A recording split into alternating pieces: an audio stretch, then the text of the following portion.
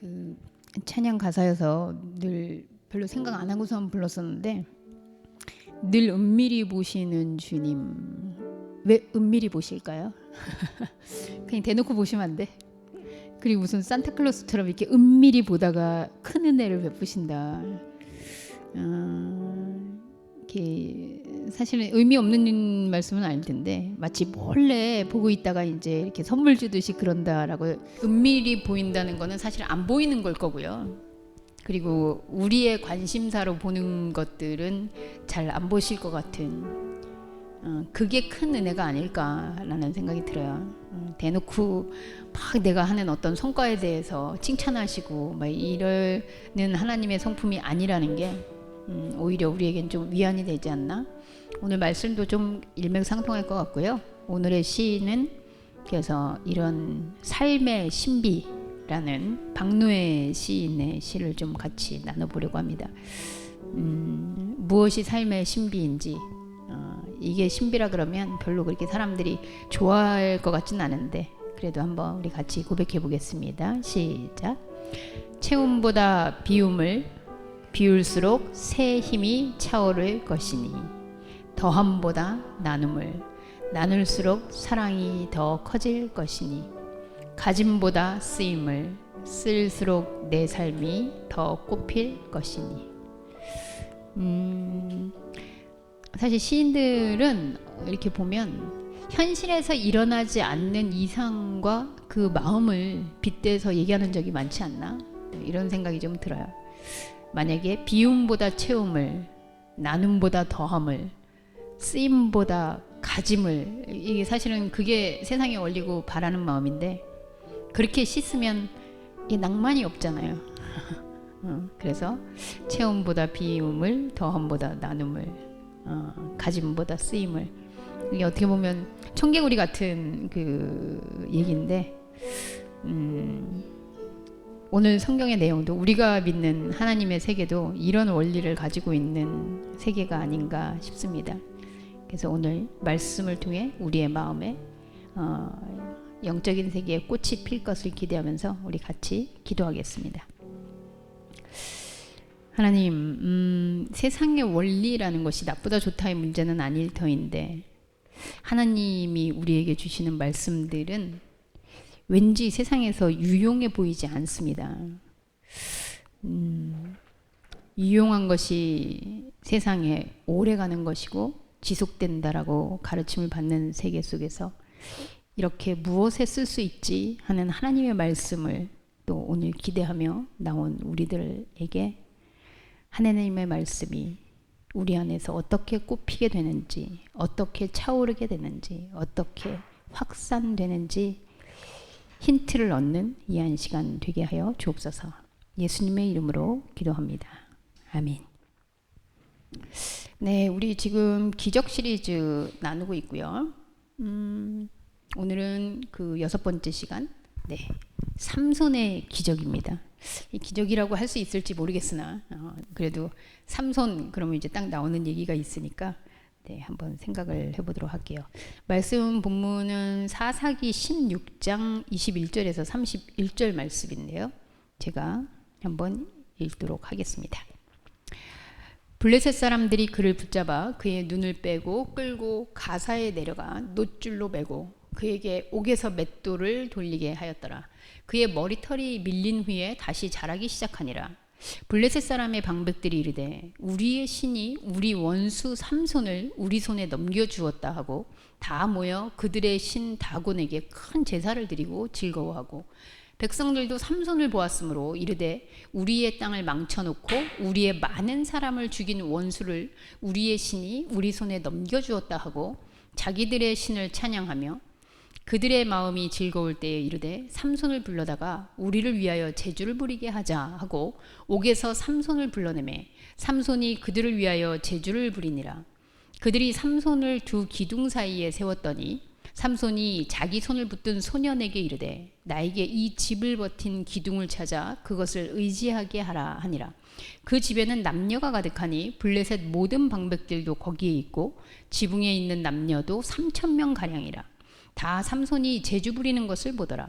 삼손이 여호와께 부르짖어 이르되 주 여호와여 구하옵나니 나를 생각하옵소서. 하나님이여 구하옵나니 이번만 나를 강하게 하사 나의 두 눈을 뺀 블레셋 사람에게 원수를 단번에 갚게 하옵소서 하고, 삼손이 집을 버틴 두 기둥 가운데 하나는 왼손으로 하나는 오른손으로 껴 의지하고, 삼손이 이르되 블레셋 사람과 함께 죽기를 원하노라 하고 힘을 다하여 몸을 굽히매 그 집이 곧 무너져 그 안에 있는 모든 방백들과 온 백성에게 덮이니, 삼손이 죽을 때에 죽인 자가 살았을 때에 죽인 자보다 더욱 많더라. 그의 형제와 아버지의 온 집이 다 내려가서 그의 시체를 가지고 올라가서 소라와 에스다올 사이 그의 아버지 마누아의 장지에 장사하니라. 삼손이 이스라엘의 사사로 20년 동안 지냈더라. 아멘.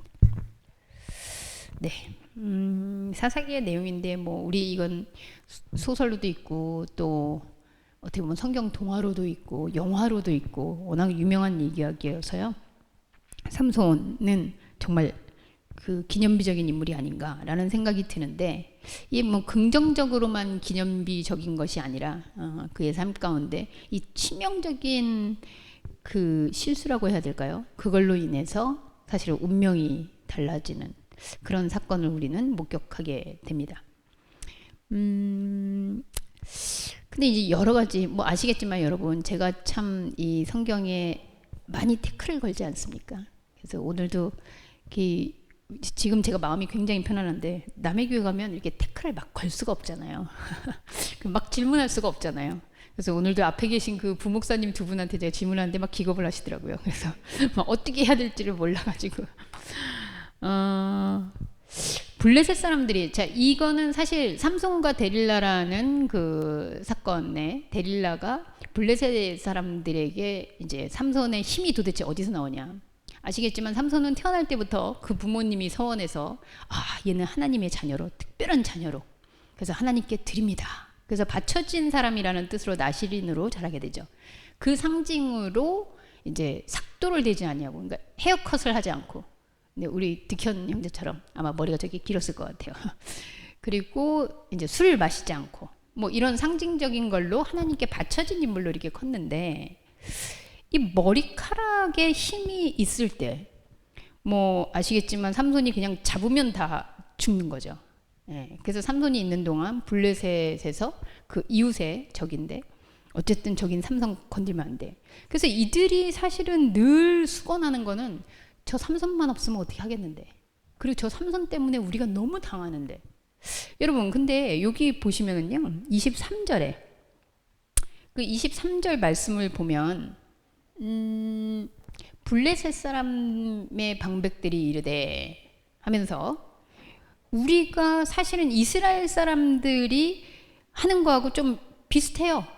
그래서 여기 원수 삼손을 우리 손에 넘겨주었다. 뭐 우리도 이거 시편 아니면은 뭐 구약성경 출애굽기 여기서 많이 나오는 내용이잖아요. 여호와 하나님께 얘기했더니 여호와 하나님이 그들을 우리 손에 넘겨주셨다. 그래서 우리가 싸웠더니 이겼다. 뭐 이런 결론들이 나오게 되잖아요. 그래서 그런 부분으로 인해서 지금 다곤에게 자기들이 믿는 신은 하나님이 아니라 다곤 신인 거죠. 단지 이제 이름이 다른 신. 우리는 우상이라고 하지만 그들은 자신들을 어쨌든 보호해주는 그런 신에게 제사를 드리고 즐거워합니다. 우리가 예전에 그 다윗 읽으면서 다윗이 골리앗 물리쳤을 때 이스라엘이 좋아한 거하고 같은 거겠죠. 그래서 막 신나하면서 우리를 이렇게 망쳐놓고 우리나라 사람들 저렇게 죽이고 했던 이 원수를 우리가 잡았다 드디어. 자 여러분, 이런 모습으로 만약에 신앙생활이 이 이방신이다 라고 하는 사람들이나 우리나 이런 데선 별로 구분이 안 되는 것 같아요. 그죠? 그래서 어떻게 보면 타 종교인들도 우리 신이 우리를 이렇게 복되게 하셨다. 그리고 내가 어려운 가운데 있을 때 이렇게 구해주셨다. 그래서 만약에 기독교의 하나님이 좀 힘을 못 쓰는 것 같으면 저쪽에도 좀 가보고, 또 기독교의 그쪽 종교가 좀 그러면 여러 개 믿어서 좀 힘도 합해보고, 그래서 우리 현상의 세계를 뭔가 잘 되게 하고 어려운 거를 문제를 해결하는 데에 신이 필요하다면 저는 그 종합하는 그리스 로마 신화가 아닐까 싶어요.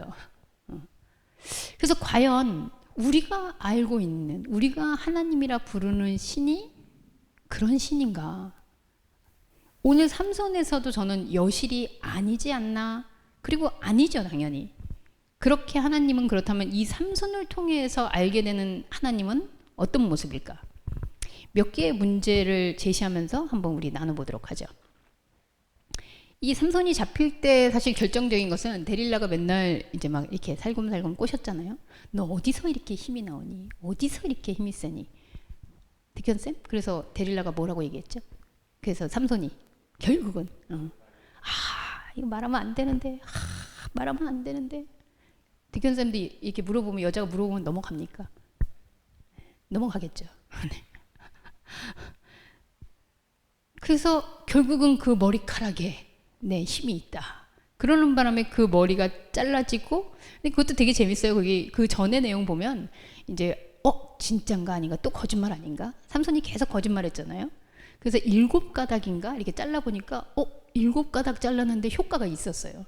그래서 이거다. 그리고서 이제 잘라버리거든요. 여러분, 진짜로 하나님이 머리카락에 힘을 줘가지고 이렇게. 근데 이런 것 때문에 괜히 남자들이 머리카락이 없으면 뭐 힘이 없는 것처럼. 이거 완전 말도 안 되는 오해예요. 이 머리라는 거, 머리카락이라는 거, 이게 성경에서 말씀을 하고 있다면 우리가 삼손 자신이라고 생각했을 때 오늘날도 통하는 말씀일 텐데 과연 이 머리는 어떤 의미를 가지고 있는 걸까요? 요즘 우리 인선님도 머리가 막 자라고 있어요. 그게 좀 힘 세 보여요. 자, 머리카락이. 그 예술인들 중에서도 머리카락을 일부러 기르는 분들도 있는데, 자, 머리 성경에 있어서 이 삼손의 머리는 본인은 이게 내 힘의 원천이야 이렇게 생각하고 있는데 진짜로 이 삼손을 더불어 성경에서 얘기하는 머리라는 말이 꽤 종종 나오거든요. 그 무엇을 상징하는 것일까? 우리 제일 머리카락이 긴 혜미님, 네, 이 성경이 얘기하는 삼손의 이 머리카락에서 힘이 나온다. 이건 무슨 의미인 것 같으세요? 머리카락을 자르지 않았더니 힘이 나온다.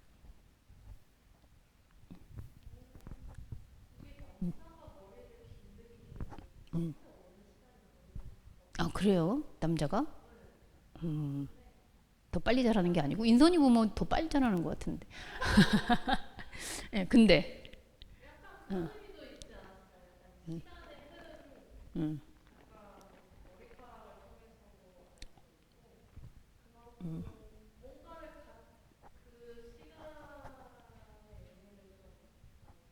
근데 사실 그 예수님 시대에도 보면 예수님 때 굉장히 긴 머리거든요.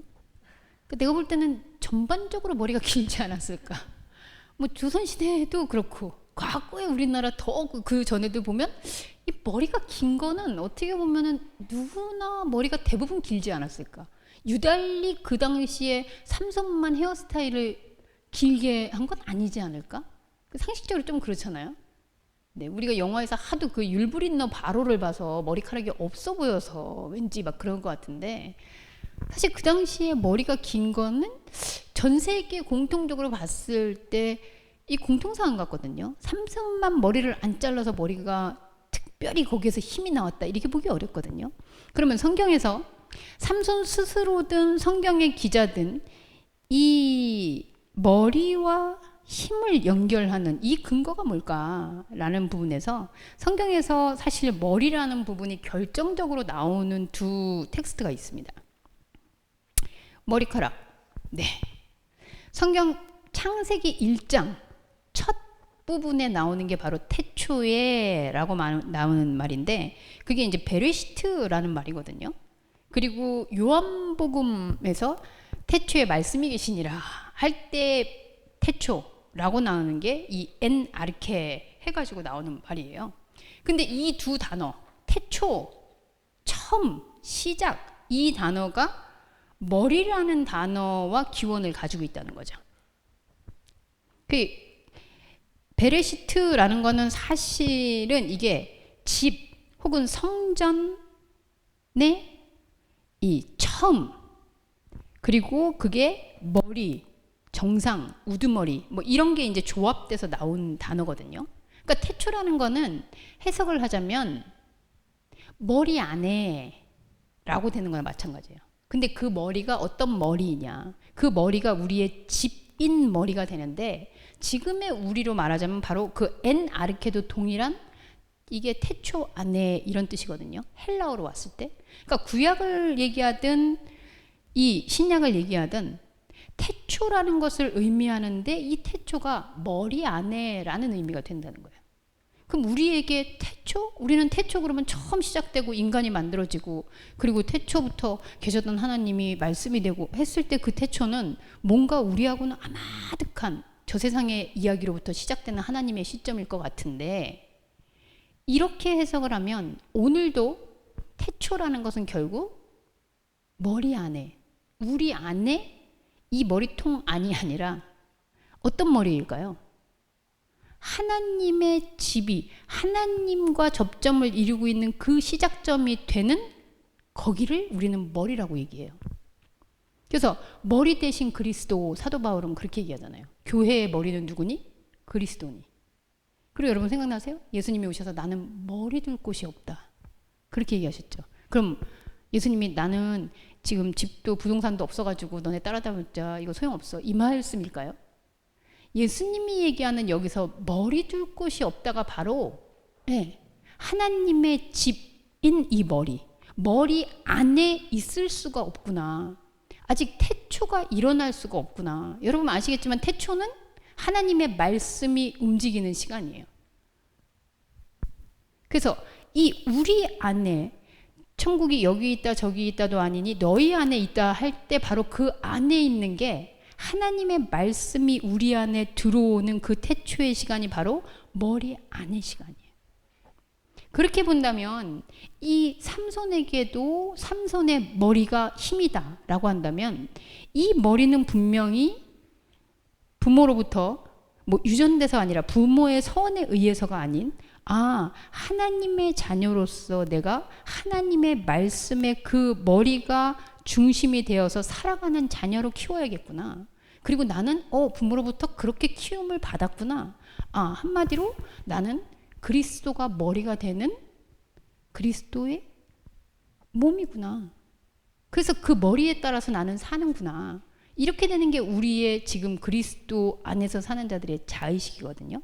삼손도 마찬가지라는 거예요. 그래서 삼손의 머리카락은 이 머리카락에서 힘을 쓰고 이게 아니라 사실은 하나님이 머리가 되어서 그의 주도와 그의 교감으로, 그래서 말씀의 집으로서의 삶을 산다라는 게 드려진 자, 바쳐진 자의 삶인 거죠.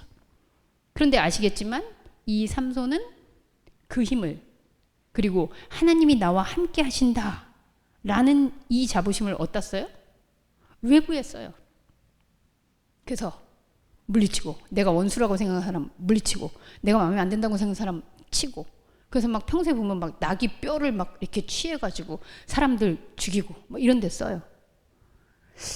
이런 거 보면 이게 말이 돼요? 이러지만 사실은 하나님의 이름으로 하나님이 나에게 주셨다라고 생각하는 어떤 것들로 세상을 치고 판단하고 잣대를 매기고 하는 게 사실 삼손의 힘이죠. 그런 삼손의 힘은 지금도 많잖아요. 하나님이 이름을 주신 건 아닌데 하나님의 이름을 내가 가져다가 그게 내 안에 있어. 너는 죄인이야. 너는 이렇게 했어. 그러면서 얼마나 많은 사람들을 블레셋 사람으로 만들어버립니까? 그래서 얼마나 많은 사람들이 또 적이 돼요. 자, 우리가 이 머리라는 영역이 과연 의미하고 있는 게 뭐냐라는 생각을 할 때 결국 삼손은 머리를 잃어버리는 거예요.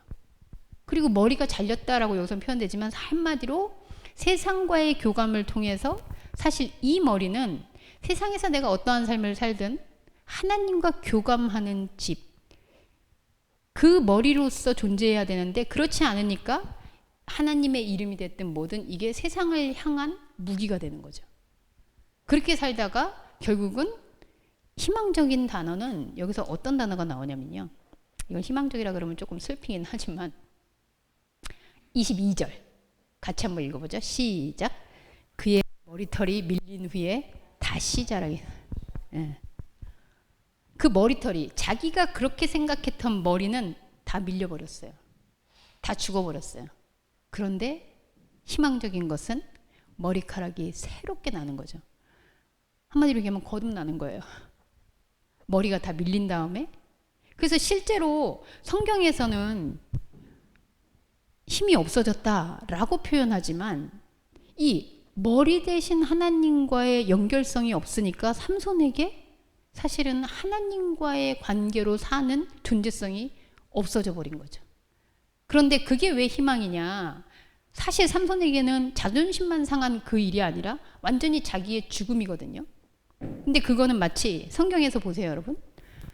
아담이 마치 죽은 것과 같은 시간이 되었을 때 거기서 하와라는 생명이 일어나고, 바울이 눈을 다 감겼을 때 새로운 생명의 그리스도라는 존재에 눈을 뜨고, 베드로가 죄인이라고 그래서 다 바닥으로 넘어졌을 때 그리스도가 그런 게 아니었나 하면서 새로.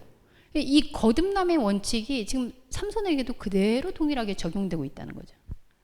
그래서 자기가 생각하던 머리, 그리고 하나님과 연결되는 그 머리가 세상을 향해 할 때에는 몰랐는데 그걸 다 깎이고 밀리고 그게 잦아드니까 그 다음엔 뭘 보게 될까요? 공교롭게도 이 성경에서 사실은 그냥 다리가 잘렸다 그러면 좀 잔인하네요. 손이 묶였다, 아니면 다리를 못 쓰게 됐다, 이런 것도 아니고 눈을 뺐다, 이런 말이 나오거든요. 이제 삼손은 바깥을 향해서 보는 눈이 없어졌어요. 머리 잘렸다, 눈을 뺐다, 이게 눈이 감겼다, 이게 죽음을 상징하는 건데 결국은 바깥을 향한 눈이 감기니까 그 다음엔 뭘 볼까요? 이제서야 안의 세계를 생각할 수 있게 되는 거죠.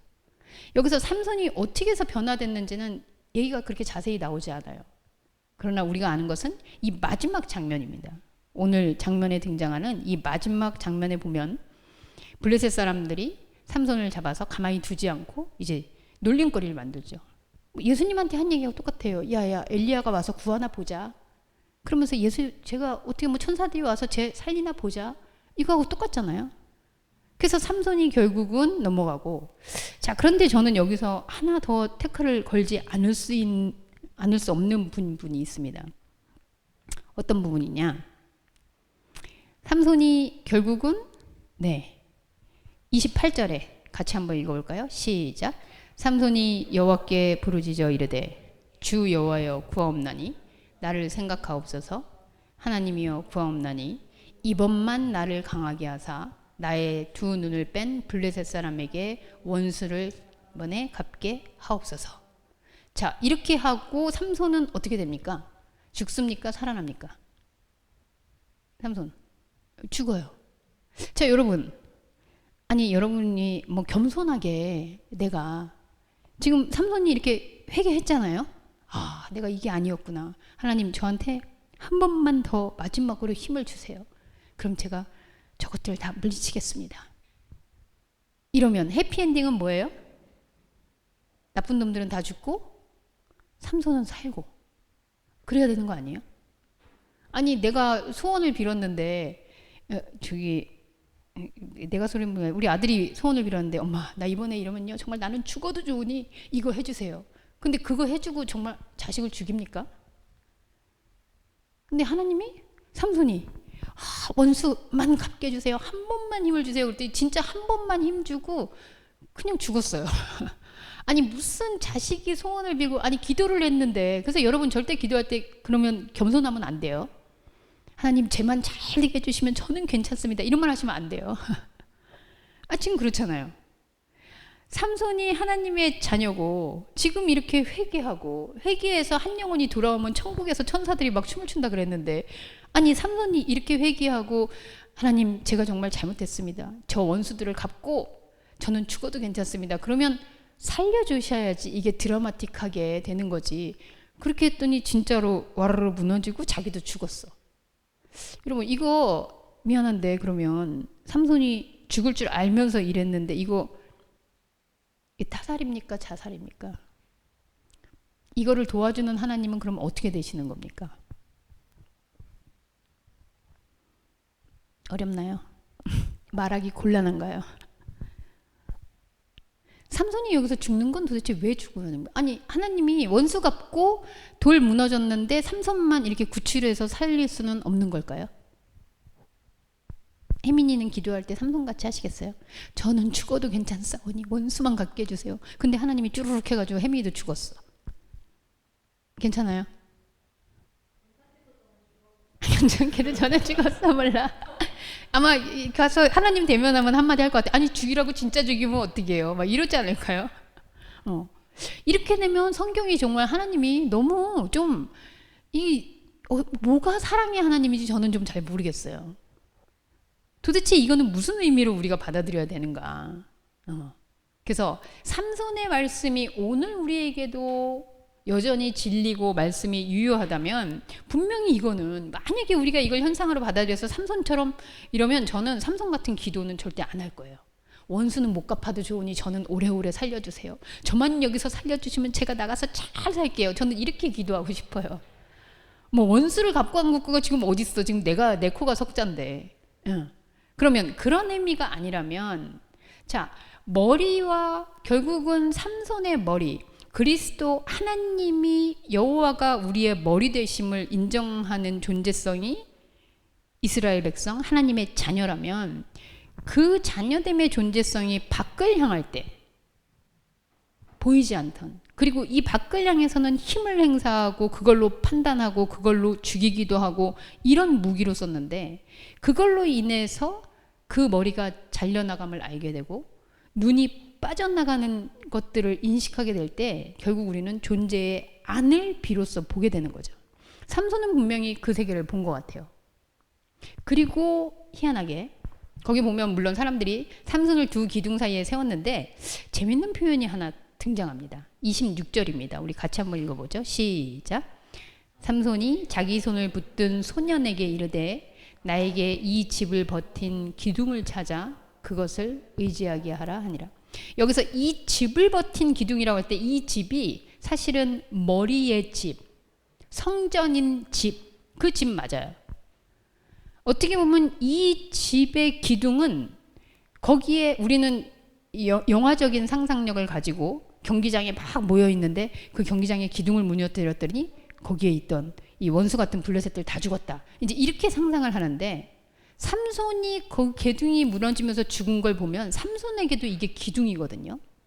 그러니까 이 집, 삼손이 그동안 집이라고 생각했던 그 현실 세계, 현상 세계, 그리고 자기가 세워놓은 하나님의 집이라고 생각했던 그 집의 기둥을 나로 하여금 잡게 해달라. 누구한테 부탁해요? 거인에게? 천사에게? 소년에게? 소자에게? 이 소자예요. 삼손이 자존심 있지 어디 소자한테 부탁할 위인이었습니까? 이제서야 소자라고 불리우는 예수님 말씀하시죠. 소자에게 냉수 한 그릇 대접한 자. 거기서 소자는 사실 아까 우리가 찬양에서 부르고 그리고 시에서 읽었던 보이지 않는 존재, 내가 그동안 눈을 감지 않고 속으로 보지 않으면 보이지 않았던 내 영적인 자아의 세계에게 이제 나의 가이드를 부탁하는 거예요. 나를 내가 집이라고 생각하고 내가 기둥이라고 생각했던 거를 붙잡게 해달라 다시. 그동안은 내 힘으로 할 수 있었어요. 그 현상의 집들은 내가 그냥 돌멩이만 들어도 다 넘어뜨릴 수 있었어. 근데 내가 그렇게 힘의 원천이라고 생각하던 그 성전 그 집에 기둥에 나를 쓰게 해다오 하고 영적 자인 소자에게 부탁을 하죠. 그래서 그 자리에 씁니다. 그리고 어떻게 돼요? 무너져요. 여러분 이게 만약에 이렇게 삼손이 세워놓은 집, 아, 이 집이 나의 집이구나, 이게 하나님의 집이구나 라고 그동안 머리카락이 길면서 힘이 나왔을 때 생각했던 그 집이었다면 사실 이거를 흔들면 안 되겠죠. 그런데 삼손이 인식하게 되는 거죠. 아, 내가 기둥이라고 붙잡고 내가 기둥이라고 생각하고 그리고 내가 하나님의 집 안에 있다고 착각했던 그 집이 사실은 허상이었구나. 그러면 그 허상으로 서 있던 삼손도 같이 무너져야죠. 무너져야죠. 그래서 삼손이 여기에서 죽음으로 마치게 되는 거예요. 그리스도가 마치 십자가에서 달려 죽는 것처럼. 제자들이 그랬어요. 아니 왜 죽습니까? 여기서 다 살아나야죠. 십자가에 달려서 죽는 게 아니라 여기 있는 사람들 전에처럼 5,000명씩 먹이고 다 살려내야지. 아니 죽어버리면 우리는 어쩌라는 거예요. 예수님도 양팔을 벌려 마치 기둥을 잡듯이 잡고 같이 죽으셨어요.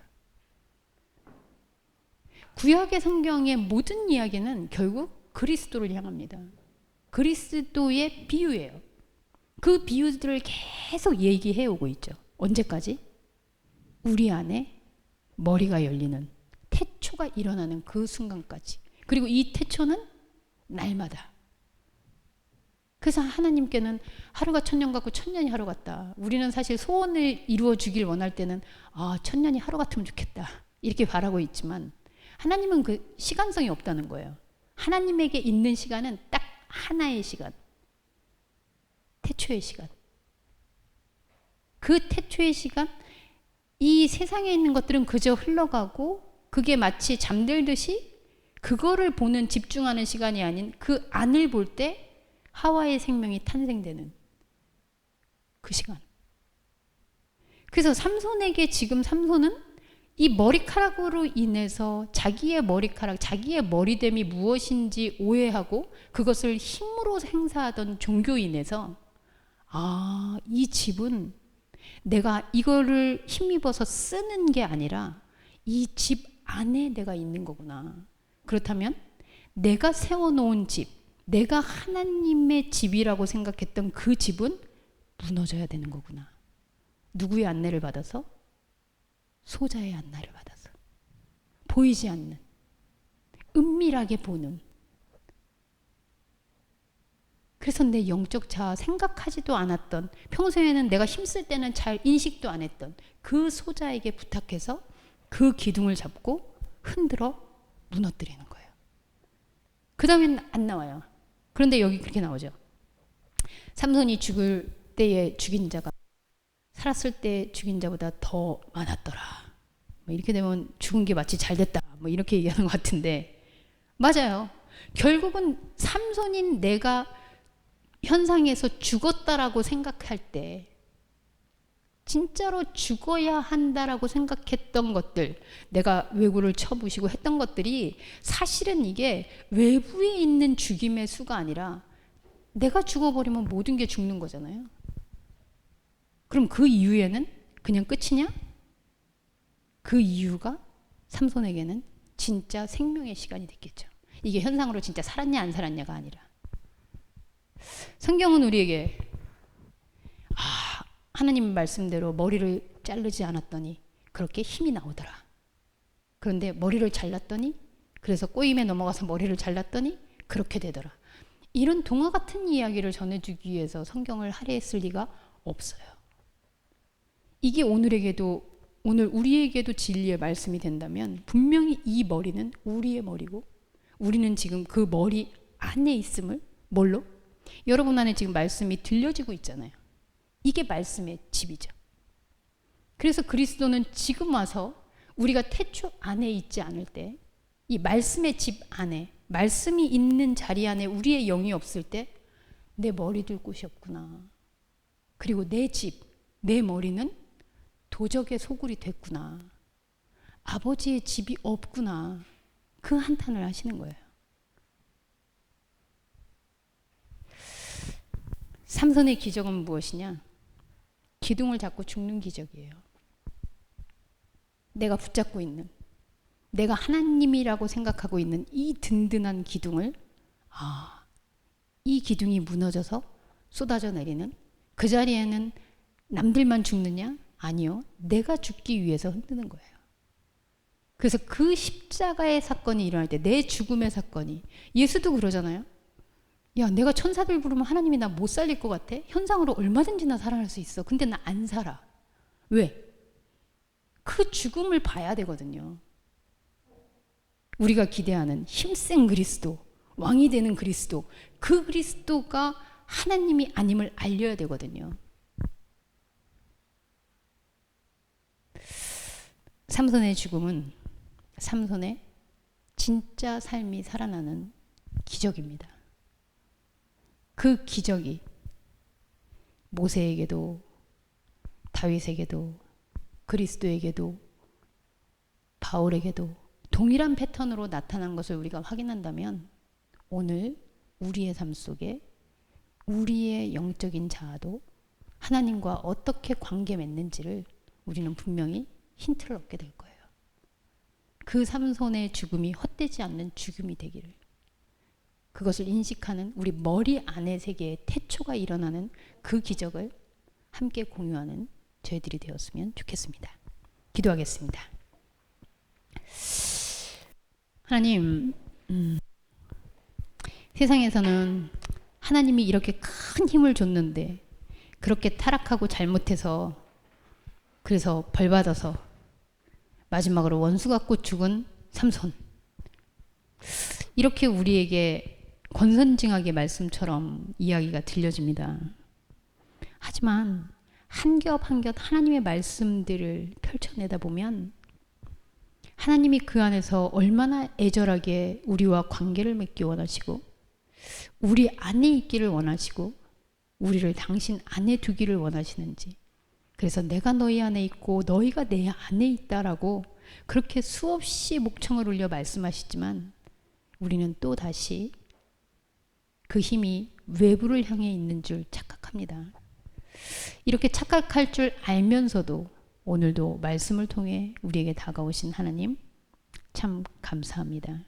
삼손을 통해 그리스도를 보게 하시고 그리고 그 그리스도의 생명이 우리 안에 있음을 발견하게 하시는 그 은혜로 말미암아 또 세상의 이 한 시간들을 한순간 한순간을 살아가는 저희들이 되게 하여 주옵소서. 예수님의 이름으로 기도합니다. 아멘.